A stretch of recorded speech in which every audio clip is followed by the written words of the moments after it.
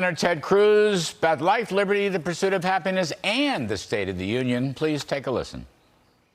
All right, with great pleasure, we welcome back to the show Senator Ted Cruz of Texas. Mr. Cruz, welcome, sir. I want to talk to you a little bit about some of the key points in the State of the Union. One of the more interesting ones is President Biden kind of forgot to talk about permitting reform that might help the oil and gas industry, or for that matter, mining resources to help electric vehicle batteries and so forth. He said there's 10 years left for fossil fuels and, in general, kind of dissed the whole industry, attacked big oil, wants to tax them. What do you make of all that? I mean, do you think he just forgot? There's no olive branch there.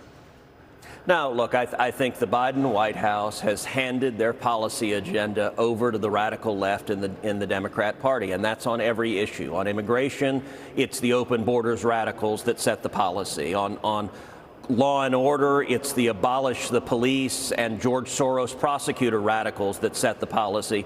And on energy, it's the radical environmental activists, the Green New Deal loony left, who's setting the policy. Look, these are the same people that are wanting to ban gas stoves, take the stove out of your kitchen. Joe Biden, when he campaigned in 2020, he told the voters, if you elect me, he said, I will stop drilling onshore and offshore in the United States. And Joe Biden, since he became president, has consistently waged a war on U.S. energy production, U.S. oil and gas production. He has hammered producers, shutting off drilling onshore, shutting off drilling offshore, refusing to issue permits, slow walking pipelines, canceling the Keystone Pipeline, and in particular, going after the capital behind exploration. So his banking regulators have had deep hostility to debt financing for oil and gas exploration, and his SEC regulators have had deep hostility to equity financing for oil and gas exploration. If you can't get debt and you can't get equity, it ain't complicated to know that there's no capital going to new American exploration. And then the State of the Union, it was really striking because he said, well, gosh, they're saying our policies are making people unwilling to invest capital. And that's when he had this comment, we'll need oil and gas for at least a decade. And I got to tell you, on the floor of the House, there were audible peals of laughter because it's so utterly disconnected. I don't know what Joe Biden thinks. In 10 years, suddenly jet airplanes are no longer going to run on jet fuel. You're going to put, what, a windmill on the nose of the plane? It is loony, and it is not only hammering jobs in the United States, it is driving inflation, it is driving up the cost of everything, and the Biden policies are hurting the environment because we're shifting production to foreign producers that are our enemies that produce in a much dirtier way. In general, the State of the Union, you look at this thing, he's spewing out regulations on everything, left and right. At one point, he wants to regulate, what did he say, resorts? And then he said they're not really resorts. I don't know, Motel 6. He wants to regulate fees. He wants to regulate cell phones. He wants to regulate fiber optics. He wants to regulate baggage. I mean, this really is a kind of modern socialism. You don't buy the state doesn't buy the factories anymore.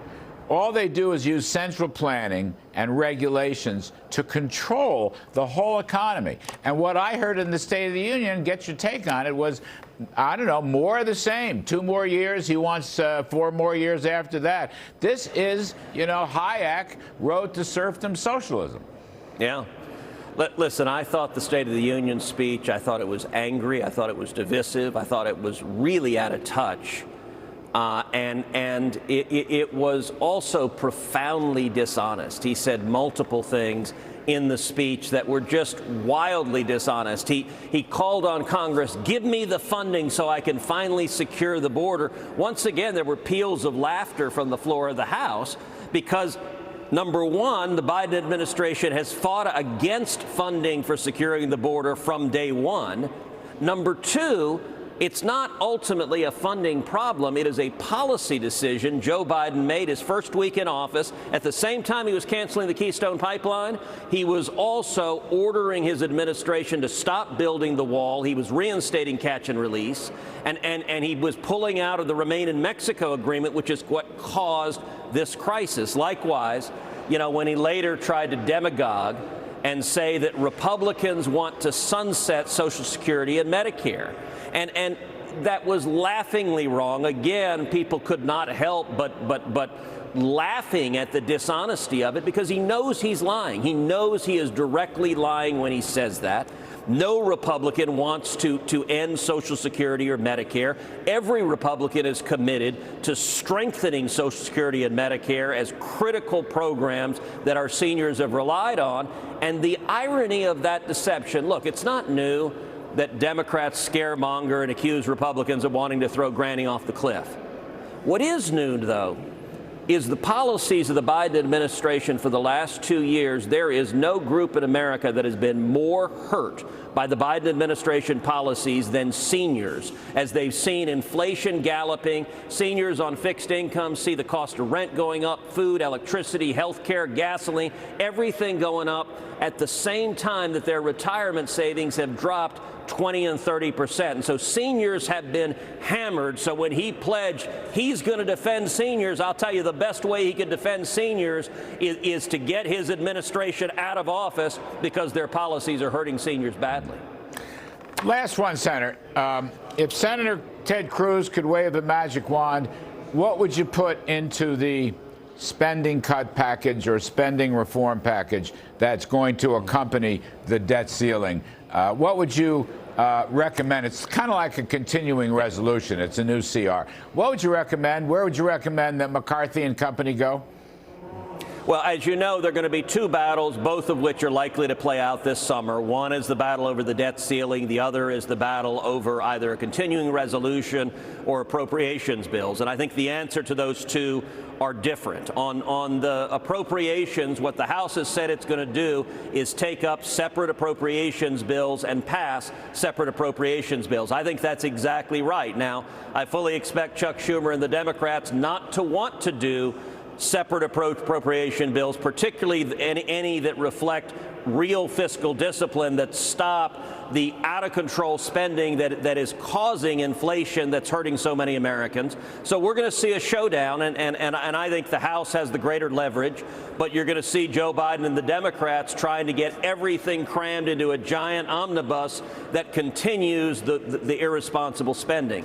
On the debt ceiling, my view is not that we shouldn't raise the debt ceiling. I don't think that's a responsible position unless you're prepared to have immediate and massive spending cuts, which no one in Congress is willing to do.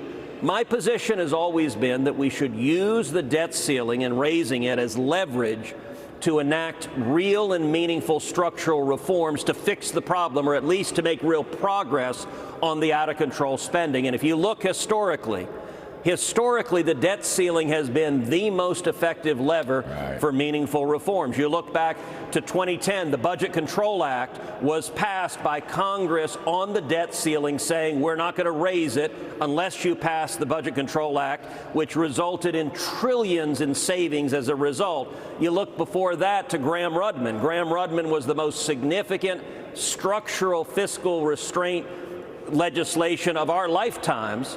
Graham-Rudman was passed by using the debt ceiling. And so I think we should use that leverage. It's going to be the House in the first instance negotiating with the president.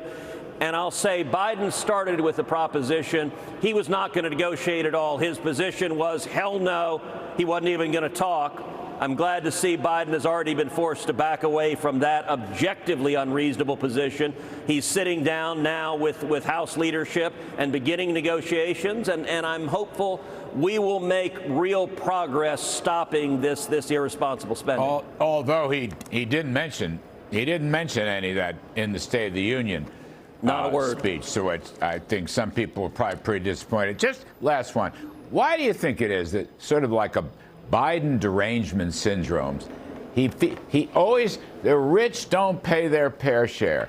Businesses don't pay their fair share. We got to tax everybody. And as you know, I mean, the top 1% of taxpayers already pay nearly half of all the tax revenues going to the Fed. It's just like let's punish success. He's got to put it in every major speech. He's out there in Wisconsin. He's out there in Florida saying, what is it about this guy that he does not understand how the world works and why rewarding success and rewarding work is so important? That's the last 30 seconds. I know it's a loaded question. It just drives me crazy.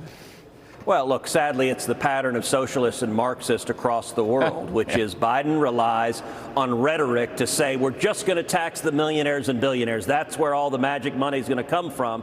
You know, I'm reminded of John Dillinger when he was asked, why do you rob banks? His answer was, that's where the money is. What does Biden want to do? What he has done, which is go after the middle class. Why? Because that's where the money is. And the Biden policies have hammered the middle class. And the way these socialists pay for their policies is imposing new taxes, new fees on the middle class. It's why Biden wants 87,000 new IRS agents to go after the middle class. It's why they're going after Venmo transactions, to go after you and to go after the middle class across America. It's why the Biden administration wanted every financial transaction with your bank under $600 reported to the federal government, because they are coming after the middle class and they're promising you it's just the billionaires. Just the billionaires. That ain't the truth. You know, I wish, if I had one wish in life, I know Joe Biden, going back many years, you know, I say, Mr. President, it's those evil businesses that hire people and pay their wages. I mean, he just said. Anyway, Senator Ted Cruz, thank you for your time, sir. We appreciate it very much. Thank you, Larry.